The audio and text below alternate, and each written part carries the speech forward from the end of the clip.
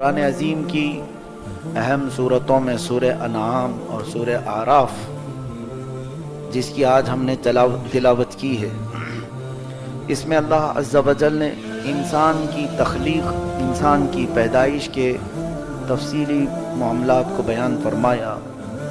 آدم علیہ السلام کو کس طرح سے پیدا کیا گیا اور ان کے پیدا ہونے کے بعد کیا کیا معاملات پیش آئے، اللہ تعالیٰ نے اس کو تفصیلاً ارشاد فرمایا۔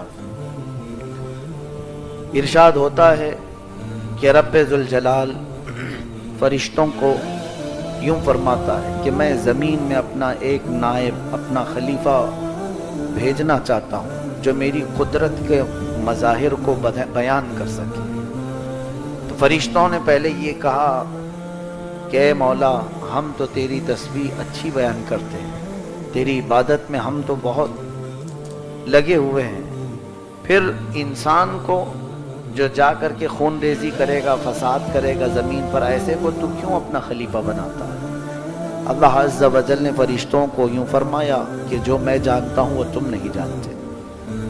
پھر تخلیق شروع کی بات ہے، یہ آدم علیہ السلام کی پیدائش کے سلسلے میں جبرائیل امین علیہ الصلوۃ والتسلیم کو زمین پر بھیجا گیا، جگہ جگہ کی مٹی اٹھا لائیں، اس لیے کہ انسان کو مٹی سے بنانا تھا۔ اس وقت یہ روایات میں ہے کہ جبرائیل امین علیہ الصلوۃ والتسلیم زمین سے مٹی اٹھانے کے لیے آئے۔ زمین کی پیدائش ہو چکی، آسمان بن چکا، یہاں پیڑ پودے لہلہاتے ہوئے موجود ہیں، سمندروں کی موجیں ہیں، پہاڑ جبل شامخ کھڑے ہیں، لیکن انسان نہیں تھا پوری کائنات میں۔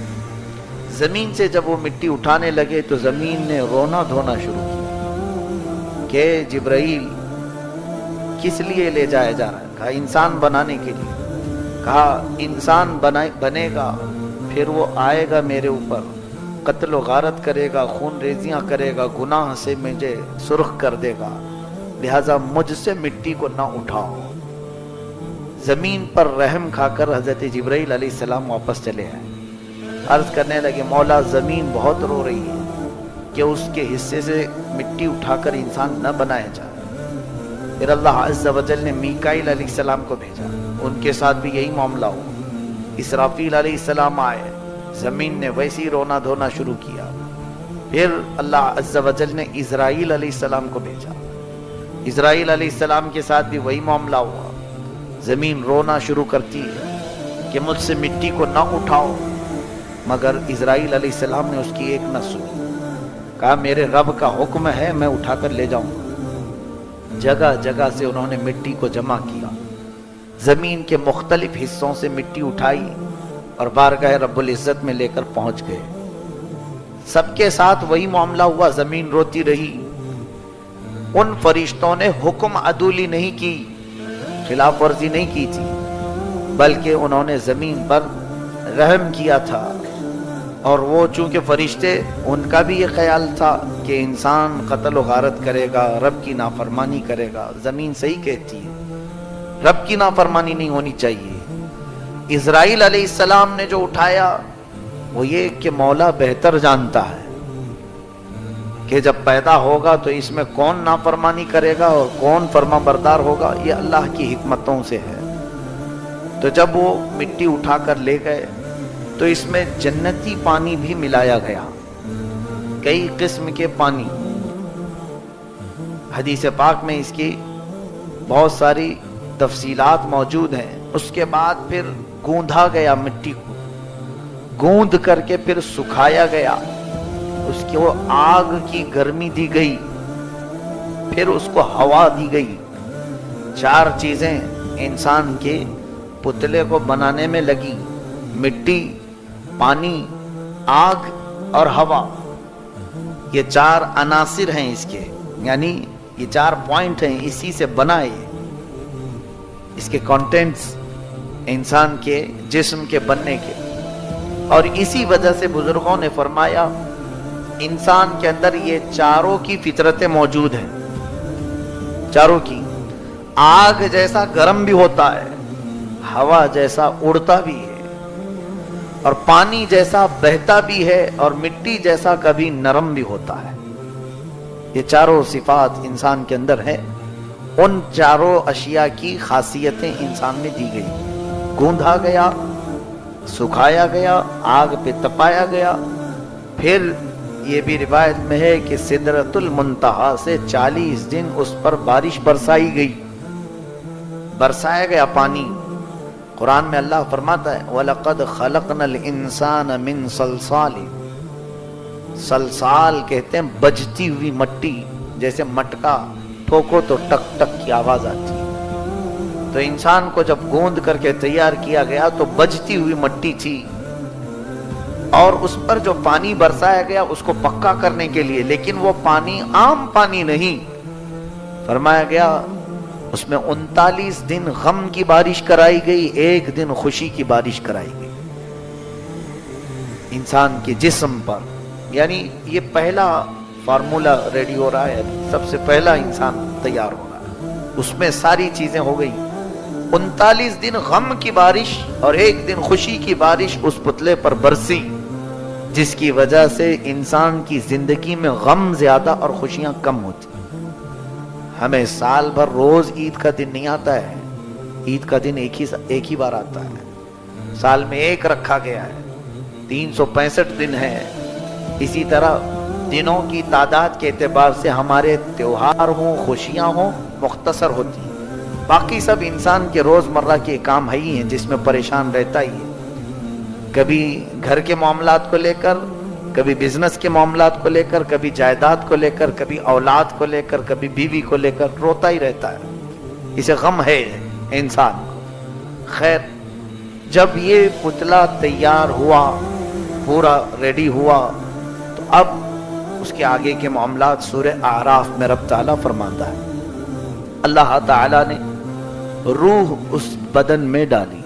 روح کیا چیز ہے؟ روح کو اللہ تعالیٰ فرماتا ہے یہ رب کا نور ہے، اللہ کا نور ہے. ابھی مجھے آپ بتائیں، لائٹ چالو ہے اور یہاں سب اجالا ہے، یہ پورا ماحول روشن ہے. لائٹ تو آپ کو دکھ رہی ہے، لیکن یہ اجالا جو ہے اسے نہ ہم پکڑ سکتے ہیں، نہ ہم اس کو کوئی نام دے سکتے ہیں. یہ کیا چیز ہے؟ یہ اجالا صرف اتنا ہے کہ ہماری آنکھوں کو دیکھنے کے قابل بناتا ہے، باقی یہ اجالا جو ہے یہ نظر نہیں آتی چیز. روح کا معاملہ ایسی ہے کہ وہ نور ہے، وہ جسم میں ہے لیکن نظر نہیں آتی. کچھ پاور ایسے ہوتے ہیں، اب اس کو سمجھنے کے لیے میں یوں سمجھاؤں. کبھی آپ کو سر درد ہوتا ہے کہ نہیں ہوتا؟ سر درد ہوتا ہے، پیٹ درد ہوتا ہے، سب کو معلوم ہے. لیکن کبھی آج تک وہ دیکھا نہیں وہ درد ہوتا کیسا ہے، کالا ہوتا ہے کہ پیلا ہوتا ہے کہ لال ہوتا ہے، لمبا ہوتا ہے، چھوٹا ہوتا ہے. درد کی کیفیت صرف ہمیں معلوم ہے کہ ہمیں تکلیف ہوتی ہے، باقی اس کی شکل کیا ہے یہ ہمیں نہیں معلوم. کچھ چیزیں رب تعالیٰ نے ایسی بنائی ہیں جن کی شکلیں نہیں ہوتی، احساس ہوتا ہے. روح انہی میں سے ہے. روح ایک نور ہے اللہ تعالیٰ کا. اب یہ جب آدم علیہ السلام کے جسم میں ڈالا گیا تو جسم جو ہے مٹی کا بنا ہوا تھا، روح جو ہے نور ہے، روشن. روح بھاگ کر باہر آئی، کہنے لگی رب تعالیٰ سے مجھے گھبراہٹ ہو رہی ہے کہ اندر اندھیرا ہی اندھیرا ہے جسم میں کیسے جا کر اس میں رک جاؤں. اندھیرا اور روشنی دونوں اپوزٹ چیز ہے، اسی لیے روح اور جسم کا ملاپ ہمیشہ ہوتا نہیں، ان کی دوستی نہیں ہوتی زیادہ، اس لیے کہ یہ دونوں الگ ہوں گے ہی. آج دونوں کو جکڑ کر کے رکھا ہے رب نے، ہم زندہ ہیں. روح کو اور جسم کو اللہ نے جوڑ کر کے رکھا ہے، ورنہ یہ دونوں کی کوئی دوستی ہے ہی نہیں. جس دن حکم ہوگا روح اتنی تیزی سے بھاگتی ہے جسم سے کہ دوبارہ اس کی طرف آنا بھی نہیں چاہتی، کبھی نہیں. جسم سے جب وہ آزاد ہوتی ہے روح تو دوبارہ اس جسم میں آتی بھی نہیں، نکل جاتی ہے. روح کا جسم سے تعلق نہیں. ہاں ایک مسئلہ ہو سکتا ہے، کیونکہ دوستی کے لیے سیم چیز ہونا ضروری ہے نا.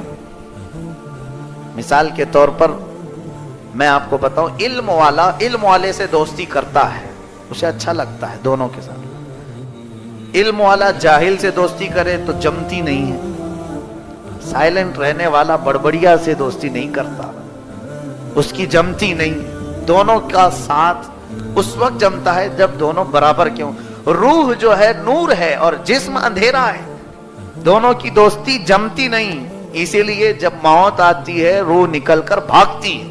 लेकिन हाँ, जिन अहलुल्लाह ने अपने जिस्म को भी नूरानी बनाया, उनकी रूह जाती है फिर आ जाती, क्योंकि दोस्ती जो हो गई, रूह नूरानी है और इन औलिया कामिलीन ने जिस्म को भी नूरानी बनाया, तो रूह की जिस्म से दोस्ती हो जाती है।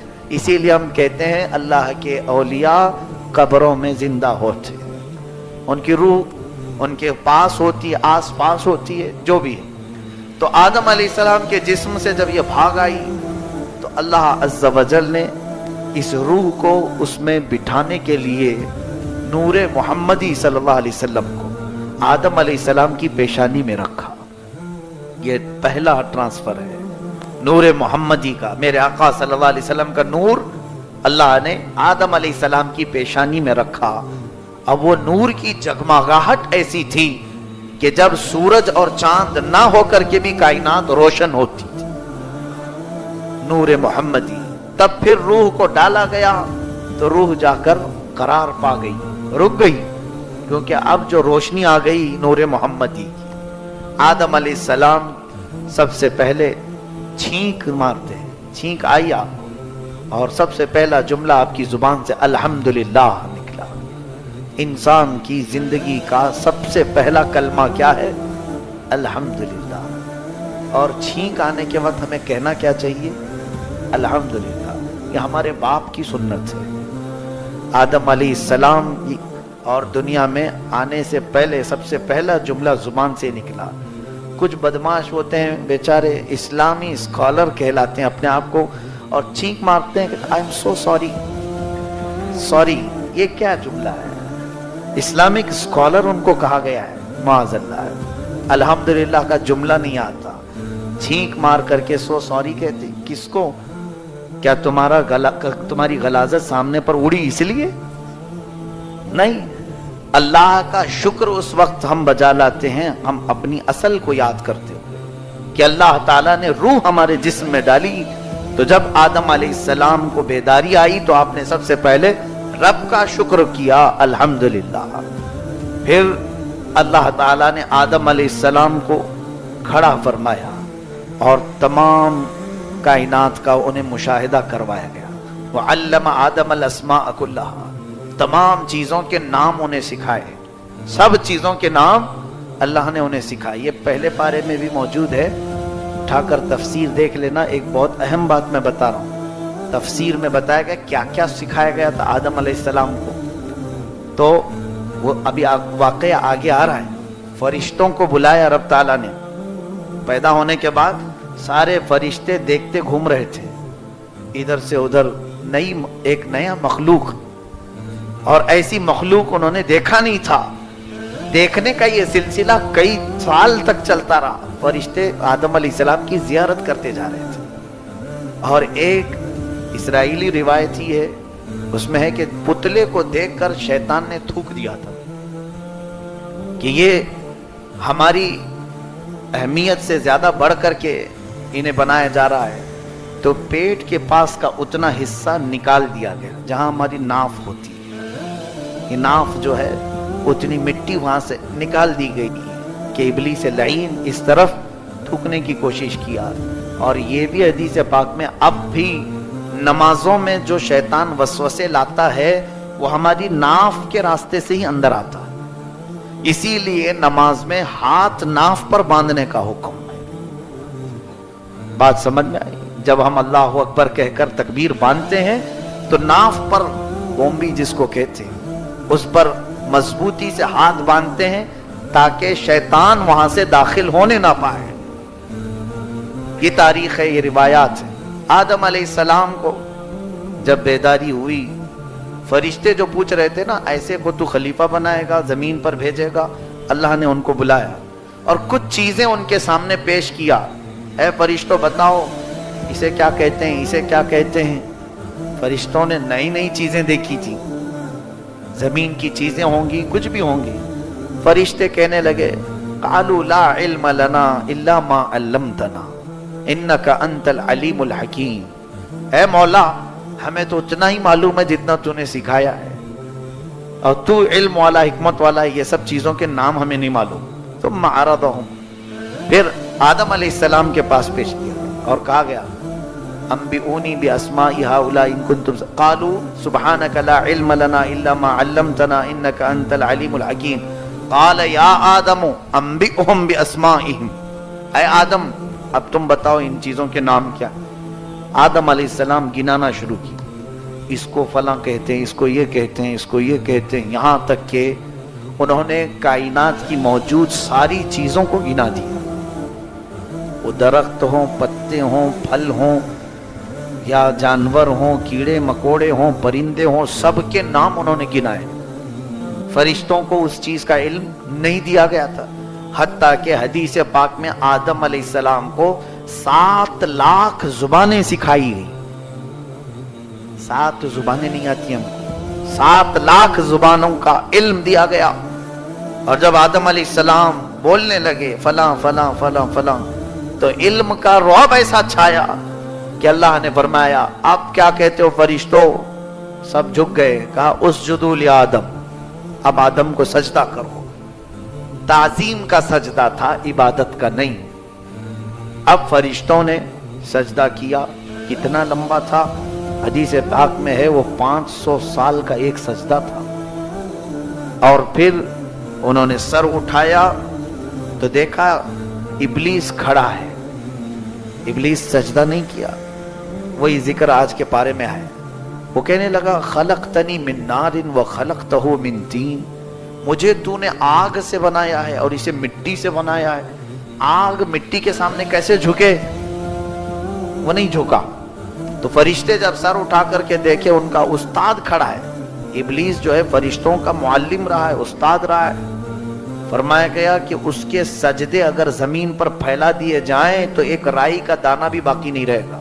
اتنے سجدے اس نے رب کے کیے. لیکن غرور, گھمنڈ, اپنے آپ میں کچھ ہونے کا احساس, یہ اسے لے ڈوبا. اللہ نے فرمایا فخرج انک من الصاغرین, نکل جا اب تو مردود ہے, تو بہت ہی ذلیلوں میں سے ہے, میرے دربار سے تو نکل جا. اب فرشتے جب سر اٹھا کر دیکھے تو یہ کھڑا ہے, تو دوسرا سجدہ پھر فرشتوں نے شکرانے کا کیا. پہلا تو رب کا حکم تھا, دوسرا فرشتوں نے خود سے کیا شکر میں کہ اے اللہ تیرا شکر ہے, ہم ابلیس کی سوچ والے تو نہیں. اسی لیے نماز کی رکعت میں 2 سجدے فرض کیے گئے. یہ فرشتوں کی سنت ہے, ایک سجدہ اللہ کے حکم پر, اور دوسرا اس بات پر کہ اللہ نے ہمیں کافروں میں نہیں بنایا, سجدہ کرنے والوں میں بنایا. سجدے میں جانے کے وقت یہ احساس بھی ہونا چاہیے, مولا مجھے اس قوم میں پیدا کیا جو اس کی بارگاہ میں سر جھکاتی, اس میں سے نہیں پیدا کیا جو سر اکڑا کر مولا سے جھگڑا کرنے کی سوچتے ہیں. رب تعالیٰ سے ان کا اختلاف. اللہ تعالیٰ نے آدم علیہ السلام کو پھر جنت میں رہنے کا حکم دیا, جاؤ جنت میں, اسکن, جنت میں رہو. جنت کی نعمتیں کیا کم ہیں, اللہ اکبر, ہر طرح کی نعمتیں جنت میں موجود ہیں. لیکن آدم علیہ السلام اکیلا پن محسوس کرتے تھے, بے قراری, بے چینی. اس کا مطلب یہ ہے کہ انسان کو جو پیدا کیا اللہ نے, اس کی فطرت میں ہے یہ اکیلا رہنا پسند نہیں کرتا. انس سے بنا ہے انسان. انس کہتے ہیں دوسرے کی طرف کھچاؤ, لگاؤ, جسم کے اندر ہمارے موجود ہے پہلے سے. اسی لیے انسان جنگلی نہیں ہوتا, اکیلا کوئی ہوتا ہو. لیکن عام طور پر انسان کی عادت, فطرت یہ ہے کہ وہ انسانوں سے قریب رہنا چاہتا ہے. انس ہے اس کے اندر. آدم علیہ السلام کی یہ بے چینی, بے قراری, جنت میں کون سی نعمت نہیں ہے, سب ہے, لیکن اپنے جیسا کوئی دوسرا بشر نہیں ہے, سب نعمتیں ہیں. تو اللہ عز و جل نے آدم علیہ السلام ایک بار آرام فرما رہے تھے, ان کی بائیں پسلی سے کچھ حصہ نکالا گیا.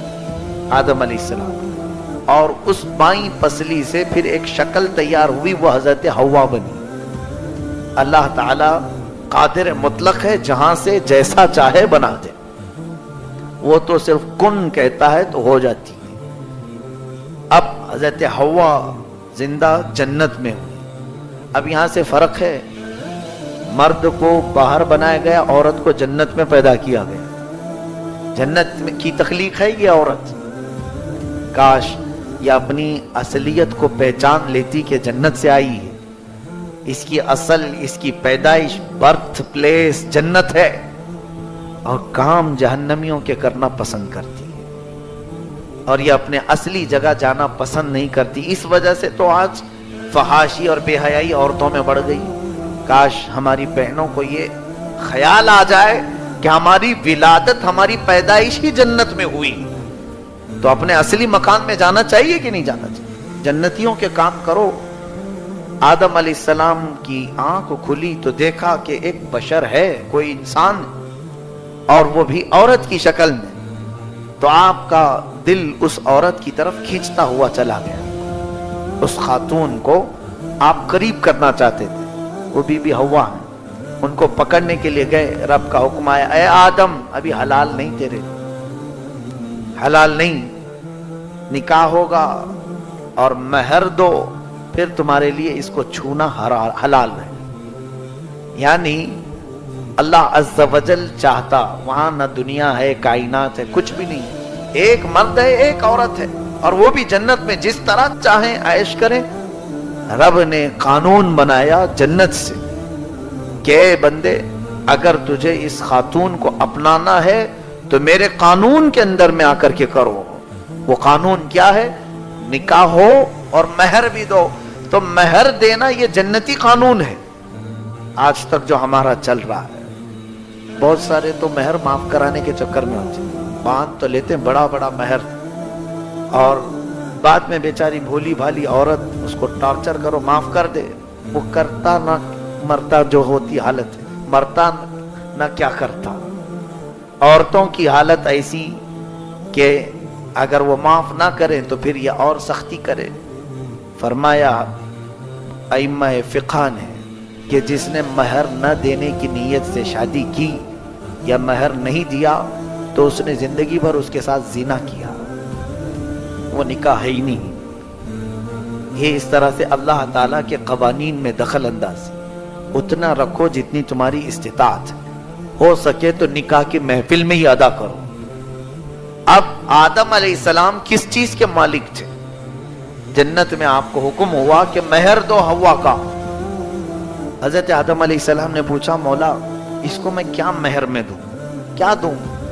اللہ تعالیٰ نے فرمایا، یہ حضرت شیخ عبدالحق محدث دہلوی رحمۃ اللہ علیہ کتاب اپنی مدارج النبوہ اور تفسیر ساوی حاشیہ جلالین، ان تمام جگہ پر یہ حدیث موجود ہیں۔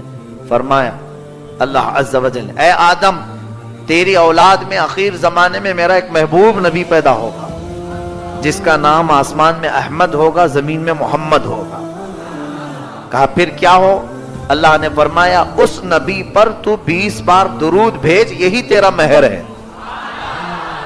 درود اس وقت حکم ہوا 20 مرتبہ، یہ موجود ہے احادیث کریمہ، 20 مرتبہ، اور ایک حدیث میں ہے 13 مرتبہ، بہرحال جتنا بھی ہے، لیکن بی بی حوا کا مہر جو ٹھہرا وہ میرے مصطفیٰ کا درود ہے۔ حضرت آدم علیہ السلام نے 20 مرتبہ درود پاک بھیجا، حضرت حوا ان کے لیے حلال ہوئی۔ پتہ یہ چلا ہم آدم علیہ السلام کے بیٹے ہیں کہ نہیں، اولاد ہیں یا نہیں؟ ہم وجود میں آئے، آدم اور حوا اگر نہ ملتی تو کیا انسانوں کی پیدائش ہوتی؟ پوری کائنات انسانوں کی پیدائش صدقہ ہے میرے آقا کے درود پاک کا۔ درود نے تو تمہیں حلالی بنا کر پیدا کیا ہے، درود نے حلالی بنا کر پیدا کیا ہے، اور پھر جس کو درود سے چڑ ہو پھر اس کی اصل میں خطا ہو سکتی ہے۔ اعوذ باللہ من الشیطان الرجیم۔ حضرات محترم، حضرت آدم علیہ السلام بی بی حوا کا مہر جو عطا کیے ہیں، یہ آج نکاح کرنے والے نوجوانوں سے میں تنبیہ بھی کرتا ہوں، انہیں یہ ہدایت دیتا ہوں کہ تم اپنی دلہن کو لے آتے ہو، جو بھی مہر متعین ہوتا ہے 5,000 7,000 10,000 50,000 تو یہ دنیاوی رقم تو ہے ہی. یہ نکاح کی محفل میں دلہن کو دے دینا یہ مہر تو واجب ہے شرعی. لیکن رات اپنے گھر جانے سے پہلے تم بھی 20 بار درود پڑھ لینا تاکہ شرعی اعتبار سے جو مال کا مہر تم پر واجب ہوا یہ مہر بھی ادا ہو جائے اور ہمارے باپ آدم علیہ السلام کی سنت والا مہر بھی ادا ہو جائے. اور وہ مہر جب ادا ہوگا تو انشاءاللہ دنیا بھی جنتی زندگی میں بدل جائے گی. انشاءاللہ دنیا میں رہ کر کے بھی جنتی زندگی بی بی حوا اور آدم کی زندگی انشاءاللہ رب چاہے تو عطا فرمائے گا. یہ ہوئی آپ کی زندگی شروعات. اب وہاں سے جو آگے کے معاملات ہیں کل کی تفسیر میں بھی میں نے بتایا تھا. اللہ نے فرمایا تھا اسکن انت وزوجک الجنہ فکلا من حیث شئتما. یہاں تم اور تمہاری بیوی رہو جو چاہو من میں آئے سب کھاؤ. ولا تقربا هذه الشجرہ ایک درخت کے قریب مت جانا یہاں مت جانا. ابلیس لعین جو مردود ہو گیا تھا وہ آیا کہتا ہے فوسوس لهما الشیطان لیبدی لهما ما وری من سوآتهما وقال ما نهاكما ربكما عن هذه الشجرہ. اے آدم و حوا تمہیں معلوم ہے تمہارے رب نے کیوں منع کیا ہے؟ الا ان تکونا ملکین او تکونا من الخالدین. اس لیے کہ تم کھاؤ گے تو یا تو فرشتے بن جاؤ گے یا تو ہمیشہ جنت میں رہنے والے ہو جاؤ. اس لیے منع کیا ہے. فرشتے تو بہت اعلیٰ تھے رب تعالیٰ کی عبادت میں اور جنت کی ہمیشہ کی زندگی کسے پسند نہیں؟ وسوسہ ڈالا. قرآن میں ہے وسوسہ ڈالا ان دونوں کو بھی کہ تم ہمیشہ اس میں رہو گے اگر وہ درخت کا پھل کھاؤ گے. تو اس وسوسے میں آ کر ان دونوں حضرات نے پھل کھا لیا اور اللہ کا عتاب ایسے کہ فوراً ان کے کپڑے اتار لیے. جنت میں کچھ اور بھی مخلوق تھی جیسے حدیث میں ہے سانپ مور یہ جنتی جانوروں میں تھے اور سانپ کے پیر تھے اور سانپ بڑا خوبصورت تھا سارے اسے دیکھا کرتے تھے. مور کے بھی بڑے حسین و جمیل پیر تھے خوبصورتی میں تو اس کی مثال نہیں تھی. تو فرمایا گیا کہ یہ دونوں جانوروں نے شیطان کی بات آدم و حوا تک پہنچانے میں مدد کی. اس کا پیغام لا کر ان کو پہنچاتے تھے ادھر کی بات ادھر پہنچایا کرتے تھے. شاید ہو سکتا ہے شیطان اندر نہیں آتا گیٹ پر کھڑا رہتا ہوگا وہاں سے بول کر بھیجتا ہوگا جیسے بھی معاملات. پھر جب آپ دونوں کے کپڑے اتارے گئے تو جنتی جو دو درخت تھے ایک انجیر کا اور ایک امرود کا جام جس کو کہتے ہیں پیرو کہیں یا جو بھی امرود یہ دونوں درختوں نے اپنے پتے دیے کہ جسم چھپا لو. تو اب ہوا یہ اللہ تعالیٰ نے فرمایا تم جنت سے اتر جاؤ. آدم علیہ السلام حضرت حوا کو ان کو بھی اتارا گیا. اس سانپ کو مور کو سزا کے طور پر اتارا گیا. سانپ کے پیر ختم کر دیے گئے مور کے پیر بدصورت بنائے گئے. آج بھی مور ناچتا ہے اور اپنے پیر دیکھ کر کے رونے لگتا ہے. اور اس کے علاوہ یہ دونوں درختوں کو اتارا گیا اتر جاؤ.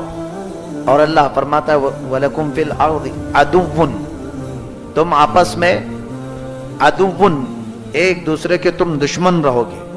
کسی کی ایک دوسرے سے جمتی نہیں. سانپ کی مور سے نہیں جمتی انسان کی سانپ سے نہیں جمتی. دونوں درخت آپس میں ایک جگہ اگتے نہیں. پھر شیطان مردود کا اوپر جانا بھی بند کرایا گیا آسمانوں تک بھی وہ نہیں پہنچے گا. اور اللہ تعالیٰ نے فرمایا ایک مدت تک تم کو زمین میں ٹھہرنا ہے اور پھر میری طرف لوٹ کر کے آنا ہے. آدم علیہ السلام اس بات پر روتے رہے بہت روئے. تقریباً 350 سال روئے. سب سے زیادہ رونے والوں میں آدم علیہ السلام کا نام آتا ہے. پھر ایک دن ایسا ہوا کہ آدم علیہ السلام نے اللہ تعالیٰ کی بارگاہ میں یوں عرض کیا کہ جب میری آنکھ کھلی تھی سب سے پہلے حضرت آدم علیہ السلام کی روح ڈالی گئی. آنکھ کھلی تھی تو سب سے پہلے آدم علیہ السلام کی نظر جس چیز پہ پڑی تھی وہ لا الہ الا اللہ محمد الرسول اللہ. اللہ تعالیٰ نے اپنے نام کے ساتھ ایک اور نام رکھا تھا. آدم علیہ السلام نے اللہ کی بارگاہ میں یوں عرض کیا کہ مولا جس کا نام تو اپنے نام کے ساتھ آسمانوں میں رکھا اس کے طفیل میری توبہ قبول فرما. فوراً رب تبارک و تعالیٰ نے جبرائیل امین کو بھیجا, جاؤ آدم کی توبہ قبول ہوئی, اس لیے کہ محبوب کا وسیلہ لیا گیا. حضرت آدم علیہ السلام کی توبہ قبول ہوئی. اس کے بعد آپ کو حکم ہوا حج پہ جانے کا. آپ حج کے لیے آئے. کعبہ اس وقت موجود تھا, کعبہ اس وقت موجود تھا, فرشتوں کا تعمیر کیا ہوا تھا. آدم علیہ السلام سفر کر کے گئے حج کے لیے. یہاں سے ایک بات میں عرض کرتا ہوں, دنیا کا پہلا حج ہندوستان کی سرزمین سے ہوا. آدم علیہ السلام اسی زمین سے گئے, اور ہمارے لیے فخر کی بات یہ ہے کہ یہ ہندوستان ہمارے باپ کی زمین ہے. ہاں, آدم علیہ السلام باپ ہے کہ نہیں ہے؟ ہمارے باپ کی زمین ہے. الحمدللہ ہم اپنے باپ کی زمین پر قائم, ہاں کسی کے باپ کی نہیں ہے. اور فخر سے رہو, خوشی سے رہو.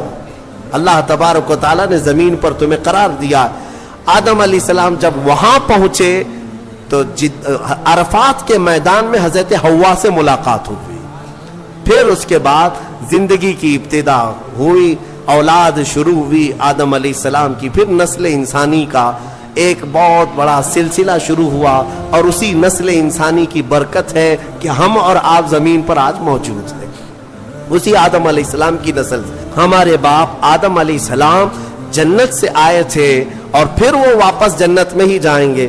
آدم علیہ السلام بھی, نوح علیہ السلام بھی, موسیٰ و عیسیٰ بھی, ابراہیم و اسماعیل بھی علیہ السلام, اور خود میرے آقا و مولا سیدنا محمد الرسول اللہ صلی اللہ علیہ وسلم جنت ہی میں جائیں گے. تو ہم جن کی امت ہیں, ہمارے لیے یہی فرض ہے کہ ہم بھی وہیں جائیں جہاں ہمارے رسول جائیں گے. اور جنت کے کام شروع کرو, نیکیاں کرو. اللہ تبارک و تعالی ہم سب کو اصلاح کی توفیق عطا فرمائے. مرنے سے پہلے مولا توبہ کی توفیق عطا فرمائے, جنتی اعمال کی توفیق عطا فرمائے. وآخر دعوانا الحمدللہ رب العالمین. السلام علیکم.